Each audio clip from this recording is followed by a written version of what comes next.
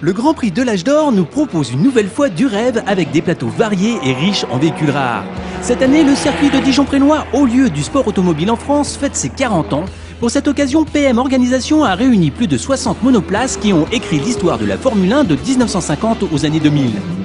C'est ainsi que nous pouvons admirer cette Scarab dans le plateau HGPCA Pré 61, construite par l'américain Lance Reventlow pour concurrencer les F1 européennes. Son originalité, elle est équipée d'un 4 cylindres Offenhauser de 2,5 litres. C'était le châssis numéro 3 des Scarab. C'était la voiture de rechange pour le Scarab Team.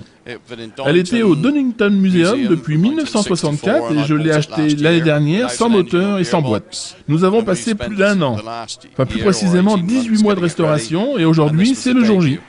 Une course fantastique, mais j'ai eu des problèmes de casse mécanique. J'ai dû arrêter 3 ou 4 tours avant la fin parce que j'avais un drôle de bruit à l'arrière.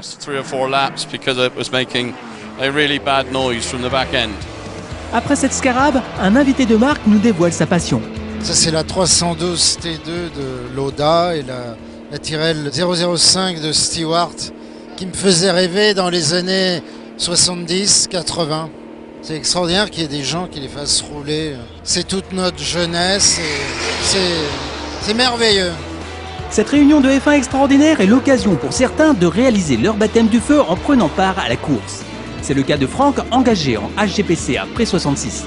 Donc il s'agit d'une Lotus 21-24, une voiture un petit peu particulière qui a appartenu à la Scuderia Filipinetti en Suisse et ça a été la première voiture de Joe Seifert pour faire ses armes en F1. C'est une voiture un peu spéciale parce qu'elle a un châssis de 24, elle a une carrosserie de 24 mais tout son train roulant et son moteur est de 21. Et je crois que c'est la seule Lotus à ma connaissance qui est en 21-24. C'est une auto que j'ai depuis plusieurs années, mais c'est la première fois que je roule en course avec, donc c'est un grand moment d'émotion.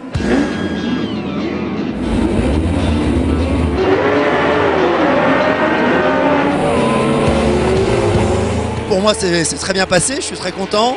D'abord, je suis arrivé, donc ça c'est quand même le but final. Et puis, je crois que j'ai pris un assez bon départ.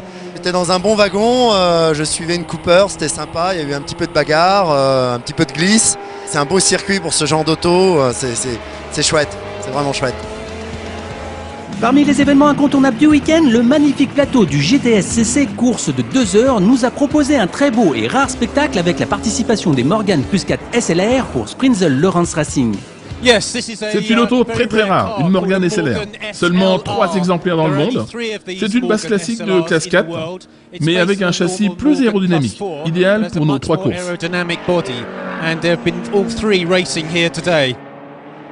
Des courses formidables, un très beau circuit, des enchaînements de courbes, super pour l'auto.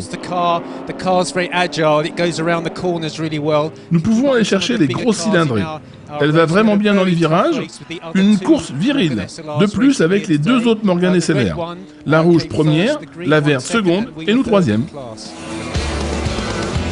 Toujours dans le GTS-CC en classe 4, Léo Voyazid, à bord de son AC Cobra, confirme sa pole position en dominant son groupe.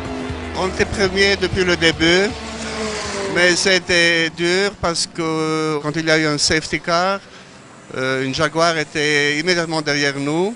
Alors si on a commencé la course de nouveau, et puis après, mon copilote a pu avoir une avance de 45 secondes, et après j'ai commencé à piloter, et on a terminé plus ou moins avec le même écart.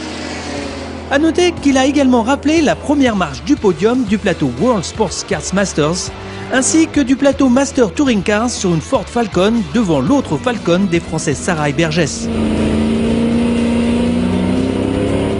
Cette année, l'Espace Club du Grand Prix de l'Âge d'Or connaît un nouvel essor avec l'ouverture de ses portes aux voitures jusqu'à 1985. Une aimable cohabitation s'installe naturellement entre les 38 clubs et les 500 voitures exposées. Saluons l'anniversaire des 30 ans de la Golf GTI Série 1 16S. Côté paddock, l'étonnement ravi ne le cède qu'à l'ahurissement total avec cette Tecma de 1975 équipée d'un moteur Ford Cosworth BDA de 1800 développant 220 chevaux. La voiture, voilà, je l'ai rachetée dans une vente aux enchères. Je l'achète, il y a un moteur complètement cassé, on reconstruit complètement la voiture, on la refait en 4 mois. Mais un boulot de folie, c'est-à-dire qu'on est revenu, à mon avis, dans les mêmes la même configuration que la voiture il y a en 75. Et là, c'est les premiers tours de roue.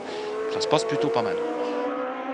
C'est une voiture qui a été construite par un étudiant à l'époque, qui était en IUT d'aéronautique, travail de fin d'études de tout un groupe, et il a construit un certain nombre de voitures, il en a construit 4 en tout, et il finit avec celle du Mans, avec Ragnotti. On est en 73, 74, 75. Il finit tout en 75 avec Le Mans. Le but ultime pour lui, c'était de dire j'arrive à faire une voiture que j'engage au Mans, et puis basta, on verra bien si on arrive à faire quelque chose. Et il arrive à l'engager au Mans avec Ragnotti. Au 11e tour, il casse le moteur. La voiture est qualifiée, donc Ragnotti a réussi à qualifier la voiture. Il démonte le moteur dans la nuit, enfin le truc, et à 4h moins le quart, grosso modo, il pousse la voiture sur le bord du pit lane.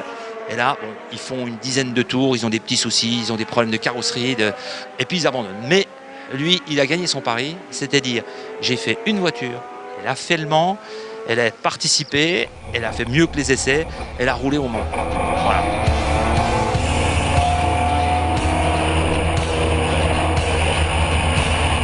Retrouvons Denis pour ses premières impressions de roulage.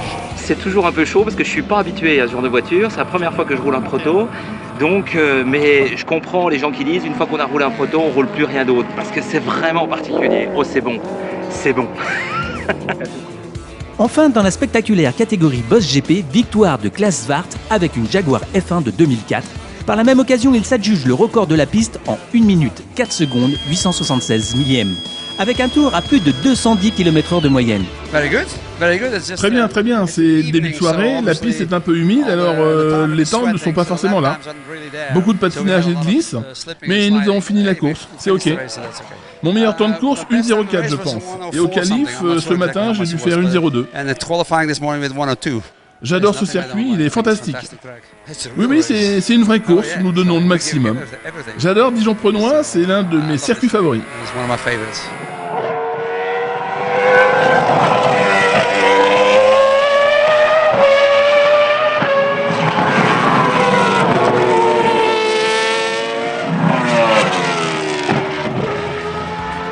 Ce week-end fut riche, très riche. En voiture d'exception, avec entre autres cette Lotus ex Mario Andretti aux couleurs Martini Racing.